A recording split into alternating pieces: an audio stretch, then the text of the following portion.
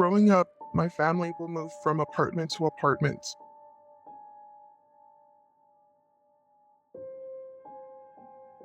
When I started getting older, we would move from house to house. As our family grew, the house grew. I had a few situations where I had encounters where I felt spirits will be around me. I didn't understand why. Things started to turn when I started to stay home alone. I would hear noises as someone was in my house. I would feel a cold breeze passing by me. My TV would go static. When I would mention it to my parents would just say, "It's a family member passing by," or letting me know I'm being protected, like an angel. I learned to live with it. My parents purchased an old story house. The house was located close to a small stadium where soccer tournaments will be held. I would sometimes leave my window open, especially during summer. My window was facing outside in the main road. I would be a little noisy when people would walk by, especially when the park held events. People would shout. I can clearly hear conversations sometimes. I'll hear arguments. As a teenager, I would stay up late talking on the phone with my boyfriend. By the time I ended the call, it was about 1 a.m. It was just silent, no cars passing by. In a split second, I started to hear crying, like weeping. I didn't think much of it. I would just think, oh, maybe a couple got in an argument that turned into a breakup. It's common. The crying started to get louder and louder. I felt I was just hearing things. I go to my brother's room. My brother's room was right next to mine. His window was also facing the main road. I asked him in a whisper, "Do you hear that? Do you hear that?" My brother, hiding in the cupboards, whispered back, "I thought I was the only one." I thought I was the only one. The crying stops. We stay quiet. I hear somebody singing, the most creepiest voice I ever hear. A little girl's voice going, la la la, la la la, la la la. Me and my brother just look at each other with both of our eyes wide open. I peek outside. I don't know why. I don't know why I peeked outside. I just felt like maybe we'll see a family passing by at 1 a.m. Looking outside her window, I see a little girl dressed in a Victorian style dress. That's all I see. I see baby white, but I can't see her face. The shadow is blocking it. I jump into my brother's bed in fear. I'd sleep in his bed for the rest of the night. Is it real? The last thing I heard was creepy laughter fading away. I play it and replay it in my head and it just doesn't go away. I tell my boyfriend, now my husband, and I never heard her again, and I didn't understand why. Years passed by. For some reason, I remember this encounter. I told my husband, and he's just like, "No, you're lying. Can't be true, but you just heard it once." We were over at my parents' house for the holidays, Christmas time, and my husband brings it up to my brother. My brother remembers. I was like, I knew I wasn't crazy. My brother and myself talk about the story that happened years back. At this time, it was probably 10 years. I have a younger brother. He wasn't old enough at the time to remember. But when he heard us talking, he tells us that he hears her too. Me and my brother, who was there, we just look at each other. I freak out, and my younger brother tells me he is terrified of the creepy noise that he hears at night. And I tell him, "Did you see her? Have you seen her?" And he says, "No. I just put my headphones on just to cancel the noise." I don't understand why this happens to us or why the little girl haunts us from afar. Or maybe it just wants to play a funny joke on us. We learn to live with it just because my mom always says not to play with the dead. My second story is hard for me to talk about because it involves a close friend who passed away. We have a close group of friends, and we would hang out, go to each other's weddings, our kids' birthdays. We would go over and just stay up late at night, maybe at 3 o'clock in the morning. It was 2018. I was pregnant. My husband was rarely around just because he spent so much time. He was security during the weekends. When he would end his shift, he would go over to his best friend. He would stay up 3 o'clock in the morning. They would just drink. I would sometimes just call him and be like, "Where are you at?" His wife will call me, my friend. "He's over here in my apartment. Don't worry, he's safe." This continued on until the end of my pregnancy. My daughter was born in October of 2018. I ended up getting postpartum depression, and it was difficult. It was a struggle. I didn't want to be around anybody.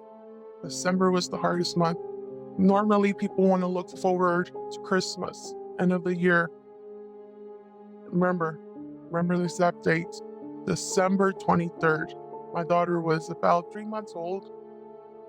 It was early in the morning. We get a devastating phone call.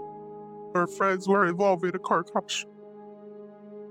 There was 2 passengers in the back of the car. My friend, who was my husband's best friend's wife, was driving. They went to a Christmas party for my husband's friend's work. They were driving outside of town. The roads where we live is very curvy. It was probably 1 in the morning. We get the call saying that our friends are in a car crash. 2 of the adults in the back of the car were also injured. One was almost paralyzed from the hip down. My friend, I remember her telling me in the hospital when we went to go see her. I just couldn't believe it. I said, "What do you mean he's gone?" "No, it's a joke. It's a joke." I was already dealing with my postpartum depression, and then this to get on top of it. My husband was devastated. His best friend was gone. We rushed to the hospital, and the first thing my friend tells my husband, "I'm so sorry. I'm so sorry that I did this." My husband's like, "No, it's not your fault." How would we know? How would we know that the last time I will see him, it was the day in the kitchen, in his kitchen counter, just talking. We were in the hospital. I see her in the hospital bed. She couldn't move. I just hugged her. I said, "It's okay. Don't worry. Your kids are safe. Your kids are fine." Everything moved so fast. It was devastating. We lost our friend. That same night that when we got out of the hospital, me and my husband were sleeping. I had my daughter next to me. For some reason, I just woke up. I see a shadow hovering over my husband, but I couldn't open my eyes. I don't know why. I just wake up and I'm trying to open my eyes, but I couldn't. It was just halfway open or trying to open. I'm like, "Who is that? Who is that?" The morning came up. I told my husband about it. And he's just like, "That's crazy. I just had a dream. I had a dream that my friend visited me." I'm like, "What? He visited you?" He said, "Yes." He told me, "Please keep my children and my wife safe. Be there. I'm okay. I'm okay. Don't worry about me. I'm okay." And he left. That was the last thing he told him. My husband said, I feel in peace, that he's in a good place." Days pass by. At this time, my friend is going to jail due to her driving under the influence. She was charged manslaughter. The passenger who was paralyzed pressed charges against her. So she wasn't present at the time. through the chaos we were dealing with his funeral. December 31st of 2018 was the day of his funeral. Me and my husband got ready to go to his viewing, which was the most difficult. Just see him in the casket, just there, lifeless. Saw him and we're just like, this is not him.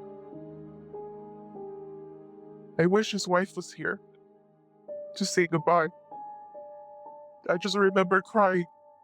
My husband crying. I just think about his kids. His kids were 3 and 4. So we leave the viewing, we go back home. We stop by McDonald's to get some breakfast because we haven't ate. It's still morning. It's December. It's still dull. The weather, clouds, dark clouds. There was no sun. It was cold. I'm walking to my house. We have a porch outside of our door. So we're walking by. My husband looks back. There's a black cat. We didn't think much about it. We're still walking. This cat following us. My husband's like, why is this cat following us? We're going up the stairs to go over to our porch. The cat's still following us. We get in. For some reason, my husband says, I bet you the cat's still out there. We open the door. The black cat was right in front of our front door. Like if he wanted to come in. And my husband closes his door really quick because the cat was gonna go in. And then he opens it a second later, the cat's gone.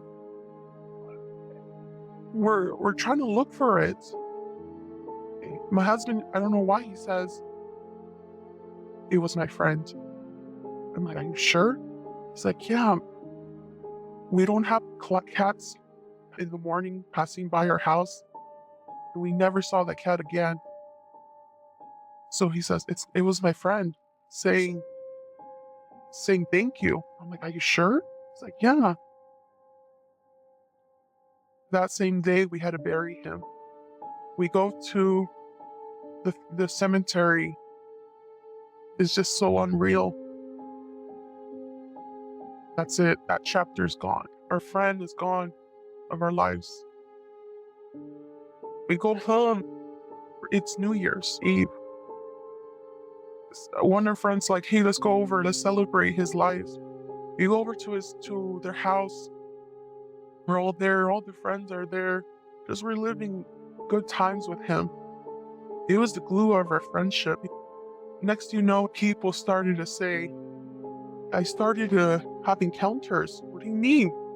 Yes, I recorded it. One of our friends showed us a video he had a picture of a friend who passed away in the wall as a memory. He said, yes, I had a hanger right next to it. Here's a recording of the hanger moving. He just looked at his picture and started to cry and said, can't believe you're gone. The hanger started to move. He took it as he's saying hello, or I'm okay. I got a dream of him saying I'm okay. Another friend saying, and then my husband says, I wasn't the only one. So all of us fall in peace that he was in a good place. Their friend would soon be making himself known once again. The rest of her story continues right after this. Stay with us. When my friend's husband passed away, typical, as Hispanics, we always want to go over to the parents' house because they're the ones that are dealing with the grief of losing a child. I was over to my friend's house, being there with their parents, are devastated that their son-in-law is dead and their daughter's going to jail. Now they have to take care of the 2 little kids. People started to come in.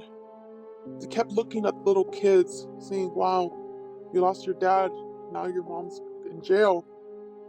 I asked my friend's sister, "Hey, how are the kids doing?" She goes to me, "The most craziest thing I never heard of." She goes, "Yeah, my sister's daughter got sick." I said, "How?" She said, "I don't know. It just started happening. We we do the limpieza, which is the cleaning. We get an egg and we do a cleaning around them."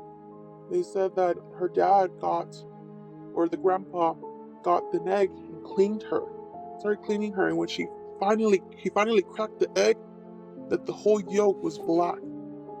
The yolk was black, that he never seen something like this before.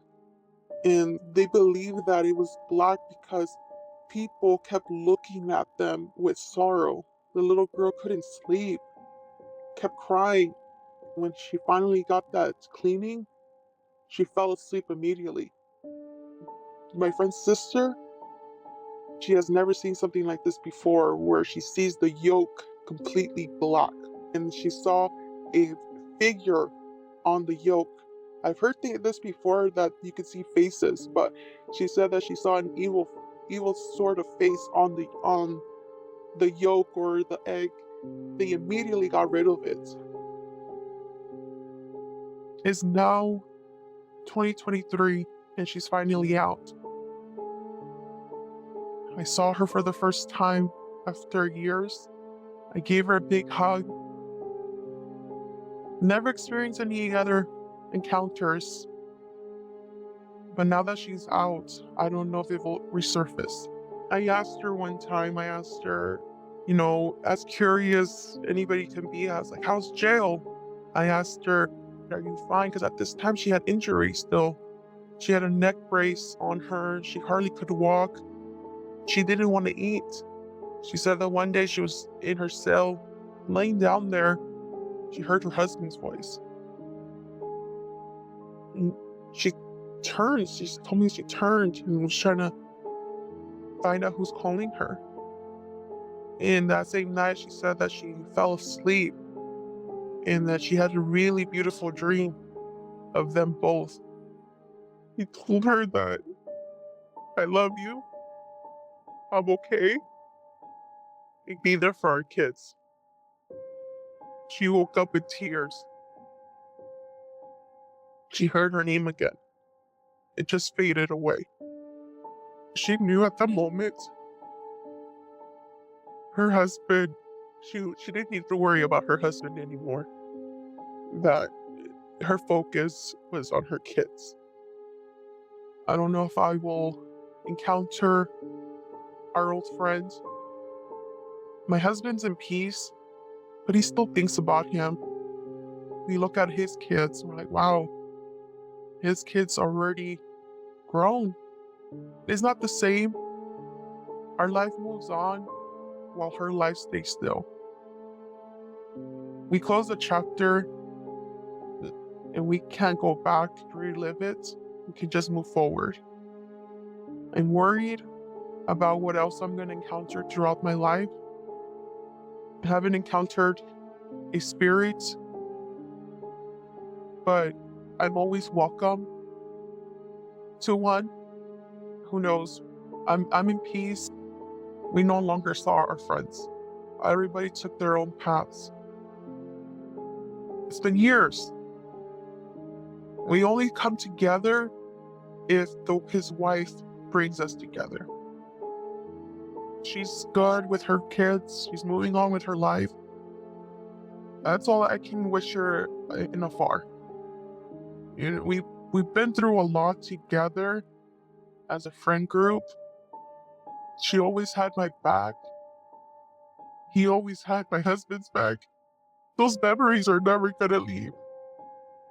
I'm in peace that she is dealing with her own demons, if she has any. I'm just moving on my life. Life moves on, and when you try to put back, try to relive that in the moment you felt, that's what I'm feeling right now. But I'm okay.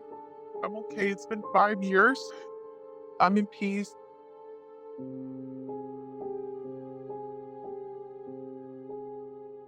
Moving forward to January, my friend was released in bail.